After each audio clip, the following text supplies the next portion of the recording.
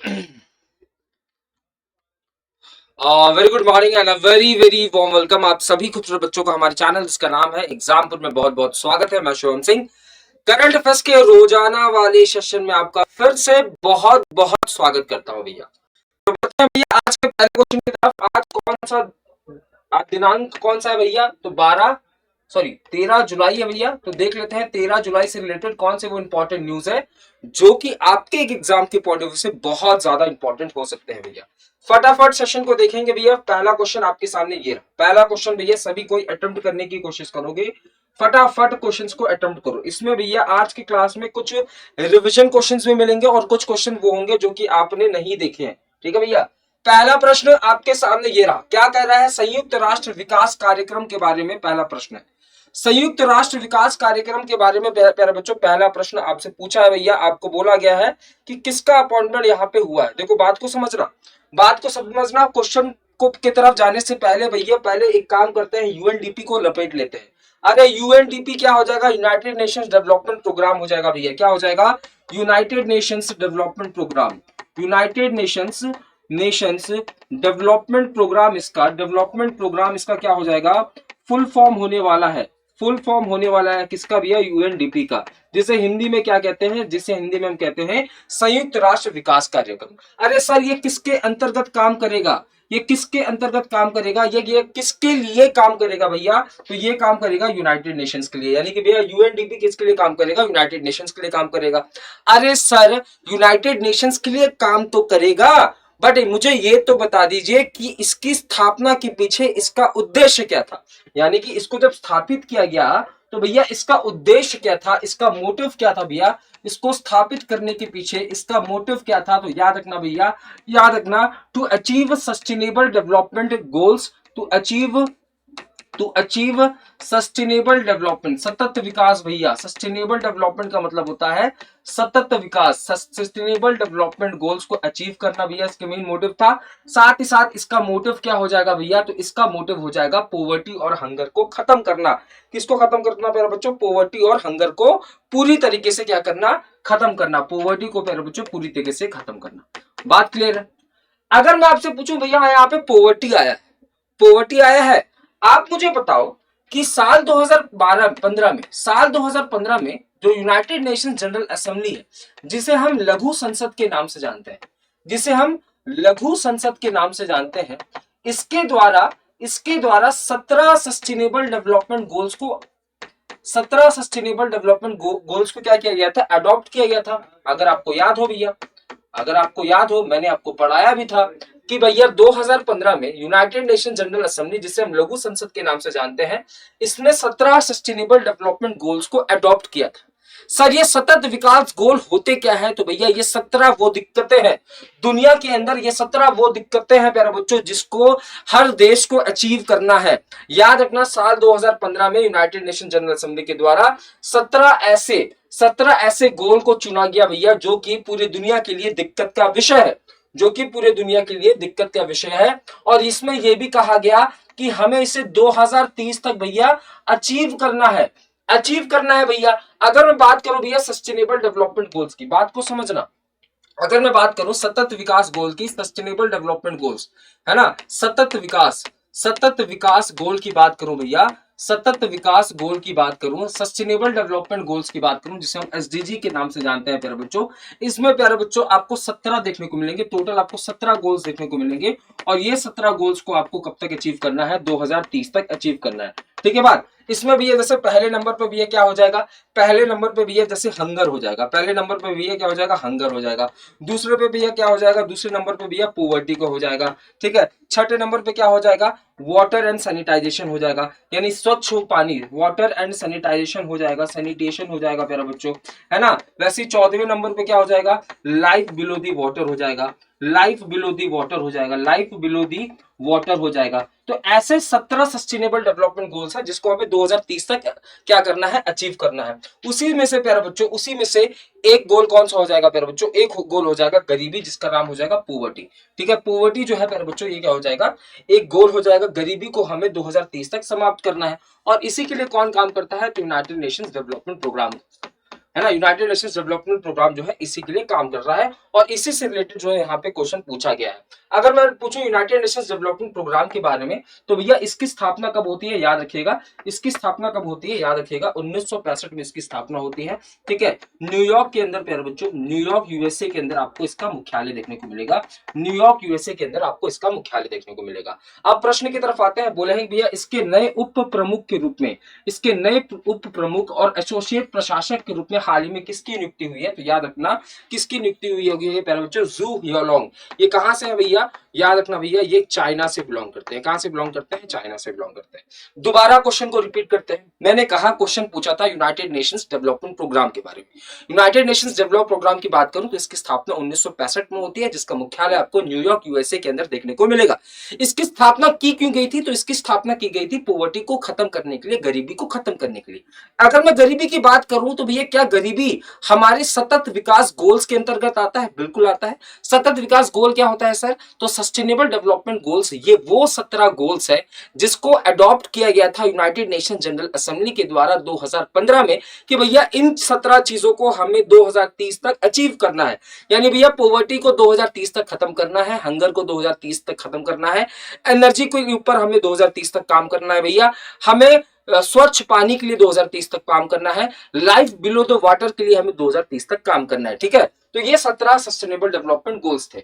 ठीक है, तो इसी के प्यारे बच्चों, इसी के नए डिप्यूटी चीफ के रूप में और एसोसिएट एडमिनिस्ट्रेटर के रूप में भैया हाल ही में किसकी नियुक्ति हुई है, तो चाइना के जो ह्यूलिंग की नियुक्ति हुई है। याद रखना किसकी नियुक्ति हुई है, चाइना के जो ह्यूलिंग की यहाँ पे नियुक्ति हुई है। तो भैया ये तो डिप्यूटी चीफ हो गए, है ना। चीफ के रूप में किसकी नियुक्ति हुई है, यहाँ पे अध्यक्ष के पद पे आपको कौन देखने को मिलेंगे, अचीम सेंटनर देखने को मिलेंगे। कौन देखने को मिलेंगे, अचीम सेंटनर। और इनको, इसकी स्थापना कब होती है, 1964-65 के अंदर इसकी स्थापना होती है। तो आई होप आपको पहला क्वेश्चन बिल्कुल अच्छी तरीके से क्लियर हो गया होगा। क्या पहला क्वेश्चन आप तक पहुंच गया भैया, क्या जो मैं समझाने की कोशिश कर रहा था आप तक पहुंच गया है कि नहीं पहुंच गया है, मुझे कमेंट बॉक्स पे जरा फटाफट बता दो। अगले प्रश्न की तरफ बढ़ते हैं। अगला प्रश्न भैया आपके सामने ये रहा, क्या कह रहा है, भारत का पहला हाइड्रोजन से चलने वाला जो ट्रेन है प्यारे बच्चों, हाइड्रोजन से चलने वाला ट्रेन है, इसकी शुरुआत कहां से हो रही है, कहां से इसकी शुरुआत हो रही है, क्या इसकी शुरुआत इंदौर मध्य प्रदेश से हो रही है, क्या पुणे से हो रही है, क्या जिंद हरियाणा से, क्या भुवनेश्वर से हो रही है। अगर मैं बात करूं भारत का पहला भैया, भारत का पहला हाइड्रोजन ट्रेन, अगर मैं भारत का पहला हाइड्रोजन से चलने वाले ट्रेन की बात करूं, हाइड्रोजन से चलने वाली ट्रेन की बात करूं, तो इसकी शुरुआत कहां से हो रही है प्यारे बच्चों, तो याद रखना इसकी शुरुआत जिंद हरियाणा से हो रही है। कहां से हो रही है, जिंद हरियाणा से इसकी शुरुआत हो रही है। ये तो भारत का है प्यारे बच्चों, ये तो भारत का है प्यारे बच्चों। अगर मैं दुनिया की बात करूं, दुनिया का पहला हाइड्रोजन से चलने वाला ट्रेन, दुनिया का पहला हाइड्रोजन से चलने वाला ट्रेन, इसकी शुरुआत कहां से हुई थी, तो याद रखना वो देश कौन सा था, तो पहले शुरुआत हुई थी भैया जर्मनी से पहले शुरुआत हुई थी।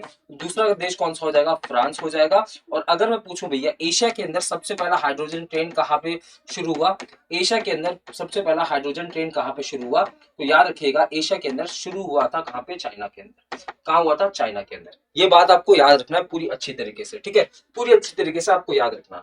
अच्छा भैया हाइड्रोजन ट्रेन की बात हो रही है, तो भैया भारत का पहला हाइड्रोजन से चलने वाला जो ट्रक है भैया, इसको कब कहां से लॉन्च किया गया था, तो याद रखना जब भारत ने इंडिया एनर्जी वीक सेलिब्रेट किया था।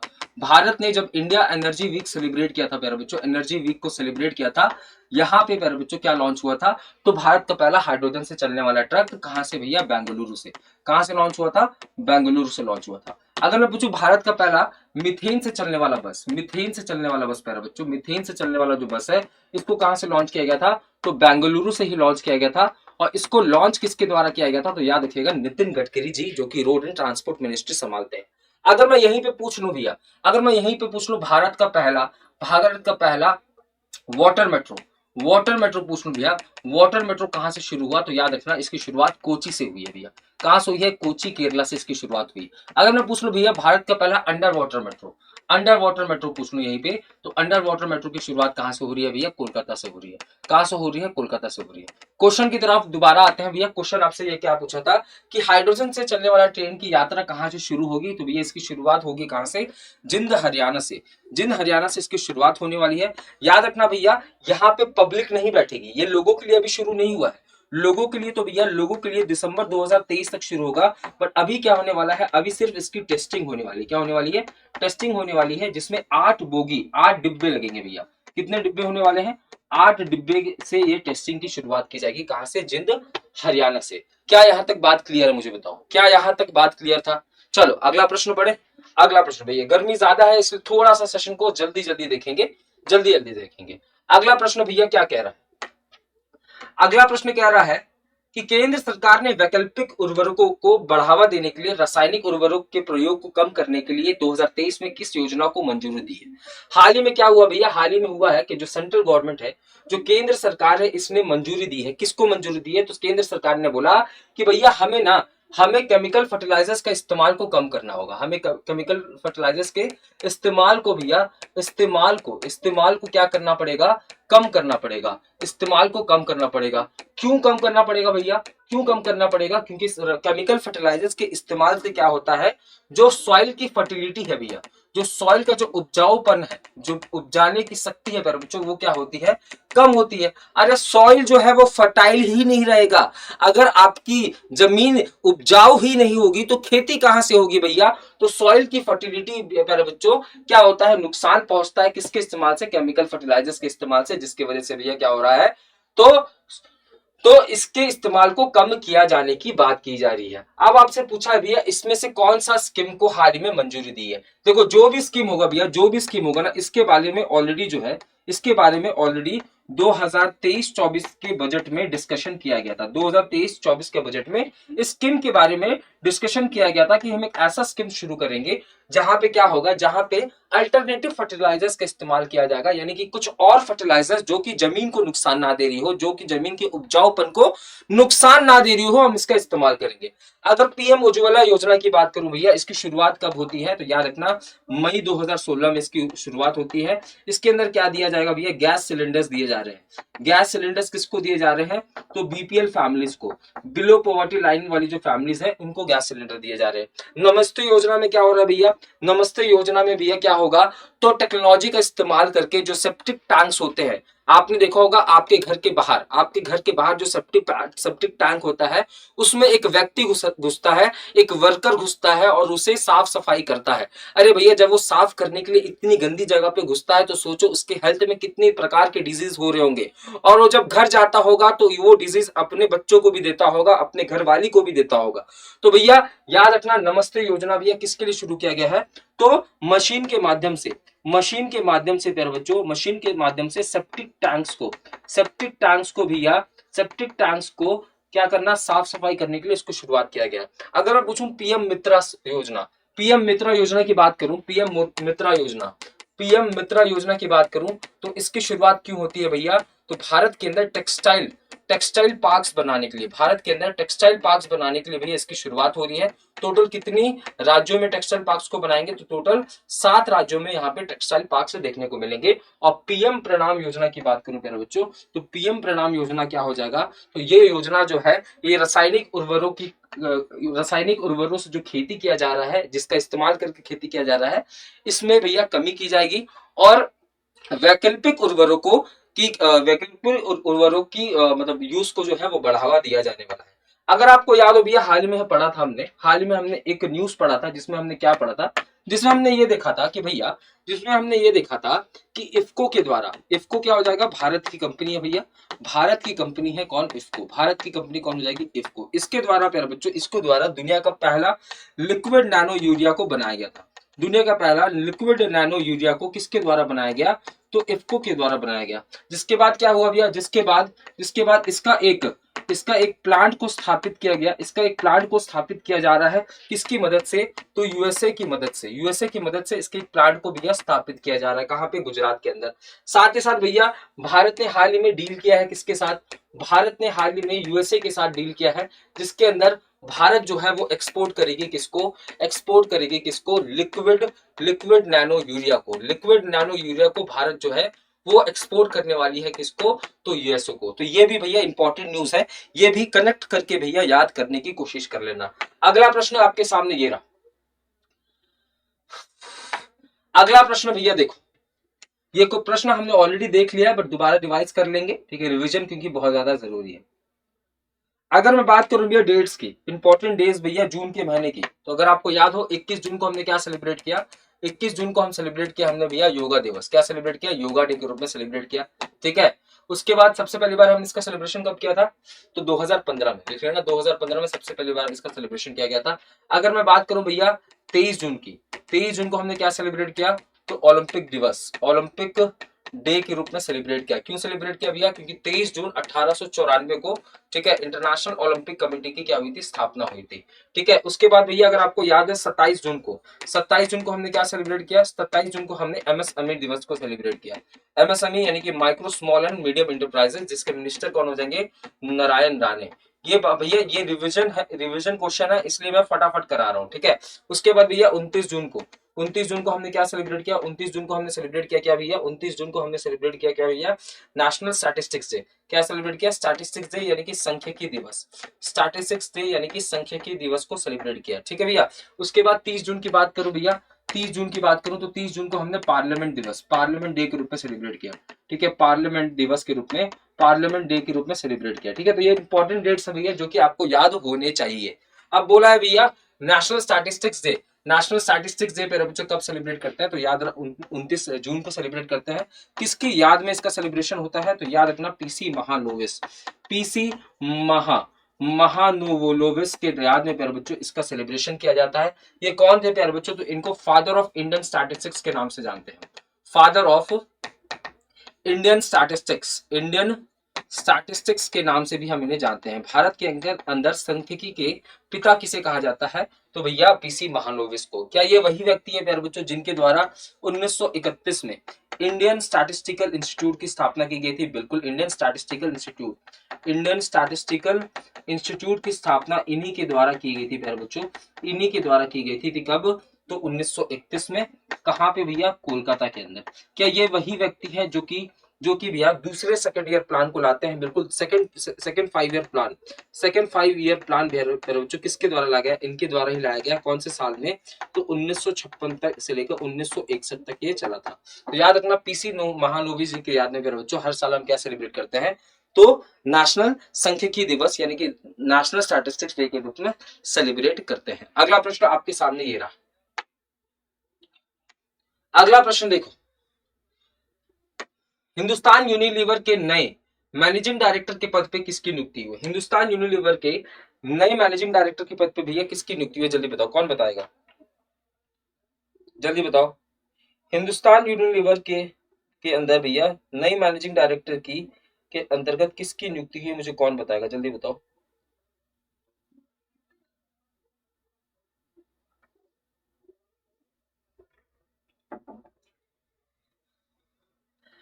देखो, हिंदुस्तान अगर यूनिलीवर की बात करूं प्यारे बच्चों, ये किस में डील करता है? तो कंज्यूमर गुड्स में डील करता है, यानी कि वो गुड्स जो कि कंज्यूमर को चाहिए भी है, यानी कि वो गुड्स बनाता है जो कि कंज्यूमर जो है वो क्या करता है? वो पसंद करता है। ठीक है, याद रखना ये जो यूनिलीवर है प्यारे बच्चों, ये कंपनी कहाँ की है भैया? ब्रिटेन की कंपनी, ब्रिटेन की एक कंपनी है प्यारे बच्चों जिसका नाम है यूनिलीवर। उसी की सब्सिडियरी कौन सी हो जाएगी? उसी की सब्सिडियरी कौन सी हो जाएगी प्यारे बच्चों? तो हिंदुस्तान भैया Unilever limited, Hindustan Unilever limited जो है वो यूनिलीवर कंपनी जो कि कहाँ की है? ब्रिटेन की, इसी की सब्सिडियरी होने वाली है। और हाल ही में रोहित जावा जी का अपॉइंटमेंट हुआ है किस पद पे? तो मैनेजिंग डायरेक्टर और चीफ एग्जीक्यूटिव ऑफिसर के पद पे। कहाँ पे? हिंदुस्तान यूनिलीवर लिमिटेड के अंतर्गत। अगला प्रश्न आपके सामने रहा, हिंदुस्तान यूनिलीवर की बात करूं तो इसकी स्थापना 1933 के अंदर होती है। इसका मुख्यालय आपको मुंबई के अंदर और रोहित जावा के रूप में आपको यहाँ पे एमडी सीईओ के पद पे देखने को मिलने वाले हैं। अगला प्रश्न भैया आपके सामने ये रहा। अगला प्रश्न देखो, बहुत इंपॉर्टेंट प्रश्न है, यहाँ से क्वेश्चन जरूर फंसने वाला है, जरूर फंसने वाला है भैया, आप लिख के ले लेना, यहाँ से क्वेश्चन फंसेगा। देखो, पहले हम बात करते हैं भैया, पहले हम बात करते हैं देखो कुछ चीजों की बात में। क्या चीज है भैया? बात को समझना। देखो, आप सभी को पता है भैया, आप सभी को पता है, आप सभी ने एक शब्द सुना होगा जिसका नाम है स्टेम। स्टेम नाम का एक शब्द आपने सभी ने सुना होगा। स्टेम क्या होता है भैया? एस से क्या होता है? साइंस, एस से होता है भैया साइंस। टी से क्या होता है भैया? टी से होता है टेक्नोलॉजी, टी से होता है टेक्नोलॉजी। ठीक है, ई से क्या होता है भैया? ई से होता है इंजीनियरिंग, ई से क्या होता है? इंजीनियरिंग। एम से क्या होता है भैया? मैथमेटिक्स, एम से क्या होता है? मैथमेटिक्स। ये तो क्या हो गया भैया? ये इसका फुल फॉर्म हो गया। यानी कि भैया स्टेम का मतलब हो जाएगा साइंस, टेक्नोलॉजी, इंजीनियरिंग और मैथमेटिक्स। अब क्या हुआ बात को समझना, साल 2021 के अंदर, साल 2021 के अंदर एक ऑर्गेनाइजेशन आपको देखने को मिलेगी जिसका नाम है यूनेस्को। सभी को जानते होंगे भैया यूनेस्को के बारे में, हमने काफी बार इसमें डिस्कशन किया है। यूनेस्को किसके अंतर्गत काम करती है, तो देखो यहाँ पे यूनाइटेड नेशंस आ रहा है, तो यानी कि यूनाइटेड नेशंस के अंतर्गत काम करती है। बट यूनाइटेड नेशंस के लिए ये क्या करने का काम करती है सर, तो याद रखना यूनाइटेड नेशंस के लिए पर बच्चों, यूनाइटेड नेशंस के लिए ये एजुकेशन को बढ़ावा देने के लिए सभी देशों के अंदर एजुकेशन को बढ़ावा देना, साइंस को बढ़ावा देना, साइंस को बढ़ावा देना, साथ ही साथ कल्चर को बढ़ावा देने का काम करती है, कल्चर को बढ़ावा देने का काम करती है। अब क्या हुआ, यूनेस्को के साथ मिलकर, यूनेस्को के साथ कौन मिल गया, अल्फोजान।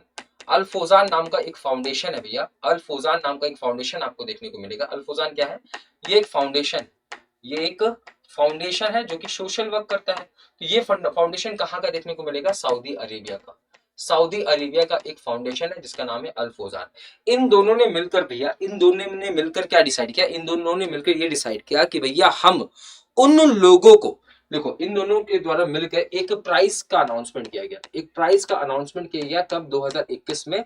और इनके द्वारा ये कहा गया कि वो साइंटिस्ट प्यारे बच्चों जिनकी उम्र 40 साल से कम है, जिनकी उम्र 40 साल से कम है, और वो जो है स्टेम के फील्ड में बेहतरीन काम कर रहे हैं। स्टेम यानी कि भैया ये वो साइंटिस्ट, एक प्राइज का अनाउंसमेंट हुआ 2021 में जिसमें कहा गया कि भैया वो साइंटिस्ट जो कि 40 साल से उम्र के कम है, और वो साइंटिस्ट जो कि स्टेम के फील्ड में बहुत बेहतरीन काम कर रहे हैं और लोगों को क्या कर रहे हैं, मोटिवेट कर रहे हैं।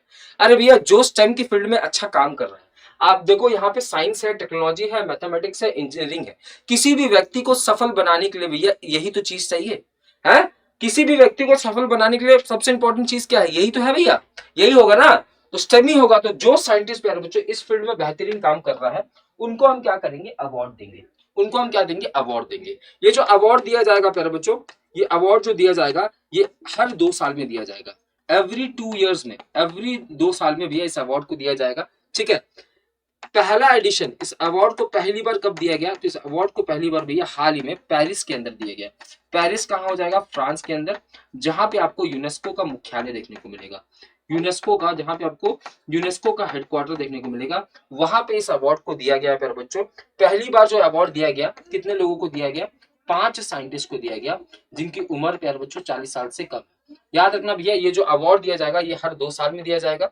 ये जो पहला एडिशन हुआ है ये अवार्ड कब दिया गया है, तो पेरिस फ्रांस के अंदर, जहां पे यूनेस्को का मुख्यालय देखने को मिलेगा, 5 साइंटिस्ट को ये अवार्ड दिया गया। अच्छा, जब आप सारेगामापा देखते हो, जब आप सारेगामापा देखते हो, जब आप कोई भी शो देखते हो जहां पे first rank second rank decide किया जाता है, तो फर्स्ट रैंक सेकंड रैंक कौन डिसाइड करता है, कुछ लोग डिसाइड करते हैं। जैसे सारेगामापा में फाइनलिस्ट को डिसाइड करने का काम पब्लिक का होता है, वैसे ही भैया अगर स्टार्टिंग के लेवल पे जाओगे तो जो फर्स्ट सेकंड थर्ड आया है, जो बेहतर परफॉर्मेंस कर रहा है इस वीक में, उसको डिसाइड करने का काम किसका होता है, जूरी का होता है। तो भैया इस अवार्ड को जब दिया गया साल 2023 में पहली बार, साल 2023 में जब ये अवार्ड को पहली बार दिया गया, तो इसके अंदर भैया आपको 5 जूरी देखने को मिलेंगे, यानी कि 5 मेंबर्स की जूरी आपको देखने को मिलेगी। वो 5 लोग कौन कौन है भैया जिनको इस अवार्ड से सम्मानित किया गया, तो याद रखना, डॉक्टर फेडरिका एरियल जो कि अर्जेंटीना से, प्रोफेसर क्रियोमी फू जो कि चाइना से, हेम उमरान इजिप्ट से, जलीना व्लाडिक सर्बिया से, और भैया प्रोफेसर एब्डोमेन अटंगा जो कि कैमरून से। यानी कि इन 5 लोगों को भैया इस अवार्ड से सम्मानित किया गया। तो भैया आपका ऑप्शन कौन सा सही होने वाला है, एफ जिसका जिसका ऑप्शन है ये बिल्कुल सही होने वाला है। एफ ऑप्शन जिसका जिसका है ये बिल्कुल सही होने वाला है। अब बढ़ते हैं भैया अगले प्रश्न की तरफ। अगला प्रश्न आपके सामने ये रहा, क्या कह रहा है, देखो आप सभी लोग भैया हैंडबॉल जानते होंगे, हैंडबॉल किस गेम को कहते हैं, जानते हो कि नहीं जानते हो, बताओ हैंडबॉल किस गेम को कहते हैं, जानते हो, कौन कौन नहीं जानता है मुझे बताओ।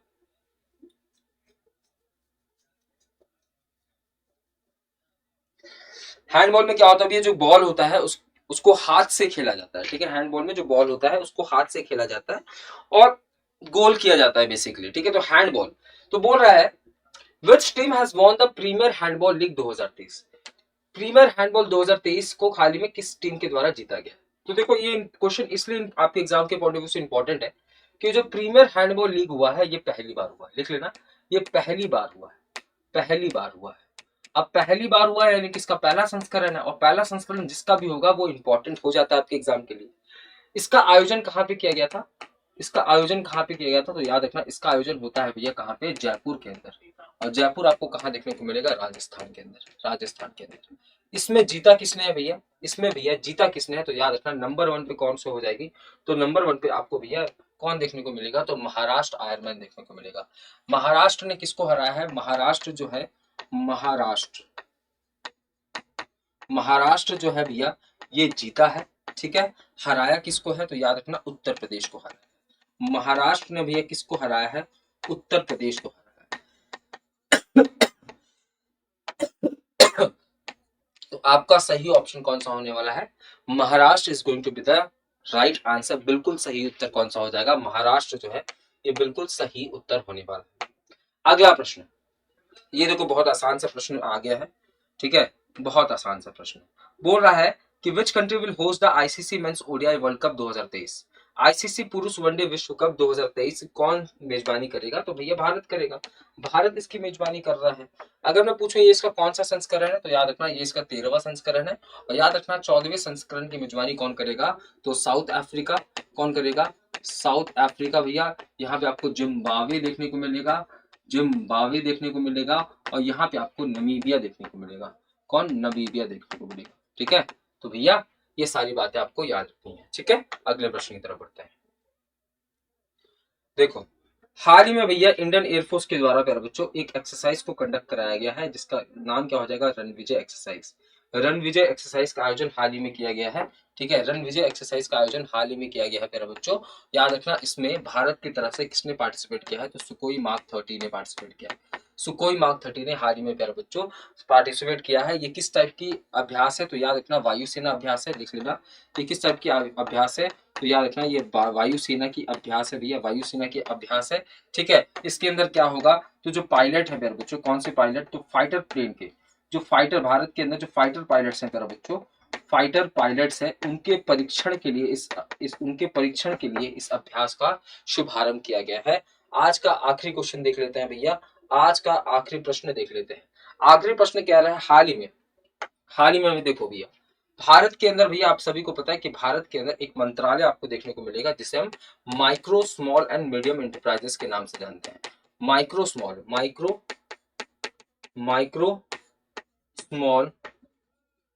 एंड मीडियम एंटरप्राइजेस के नाम से जानते हैं। ये जो मंत्रालय है ये संभाल कौन रहे हैं फिलहाल? तो ये संभाल रहे हैं नारायण राणे। कौन संभाल रहे हैं? नारायण राणे इस मंत्रालय को संभाल रहे हैं, ठीक है। अब हाल ही में क्या हुआ भैया? हमने क्या सेलिब्रेट किया? हाल ही में हमने एमएसएमई दिवस को सेलिब्रेट किया। एमएसएमई दिवस को हमने कब सेलिब्रेट किया? तो याद रखना 27 जून को सेलिब्रेट किया। याद रखिएगा इसका जो सेलिब्रेशन होता है इसे वर्ल्ड लेवल पे किया जाता है, यानी कि पूरी दुनिया इसका सेलिब्रेशन करती है। पूरी दुनिया इसकी क्या करती है? सेलिब्रेशन करती है। अब क्या हो गया? इसके द्वारा एक पोर्टल को लॉन्च किया गया। इसके द्वारा मेरे बच्चों इसके द्वारा एक पोर्टल को लॉन्च किया गया है। ये पोर्टल क्या करेगी? ये पोर्टल जो है इन एंटरप्राइजेस के बीच में क्या करेगी? कनेक्टिविटी बनाने का काम करेगी। कनेक्टिविटी बनाने का काम करेगी। कनेक्टिविटी बनाने का काम करेगी। और इस पोर्टल का नाम क्या होने वाला है? Champions 2.0 portal. कौन सा पोर्टल होने वाला है? तो चैंपियंस 2.0 पोर्टल इसका नाम होने वाला है, ठीक है। तो भैया आज का सेशन हम यहीं तक रखते हैं। क्वेश्चंस हालांकि बहुत ज्यादा थी बट गर्मी ज्यादा है जिस वजह से क्वेश्चन जो है वो 10 ही तक रखते हैं। तो मिलते हैं कल करंट अफेयर्स के अपने अगले पड़ाव में। तब तक अपना ध्यान रखें। अपने सजेशन जो है वो प्लीज कमेंट बॉक्स में शेयर करते रहें। कैसी लग रही है आपको क्लासेस को और कैसे बेहतर बनाया जा सकता है आपके लिए, ये भी सजेशंस आप जरूर दीजिए ताकि हम सजेशंस पे अमल करें और अपनी तैयारी को यानी कि आपकी तैयारी को दुरुस्त कर सके। तो मिलते हैं कल करंट अफेयर्स के अपने अगले पड़ाव में। मैं शिवम सिंह अलविदा लेता हूं आपसे। जय हिंद, जय भारत।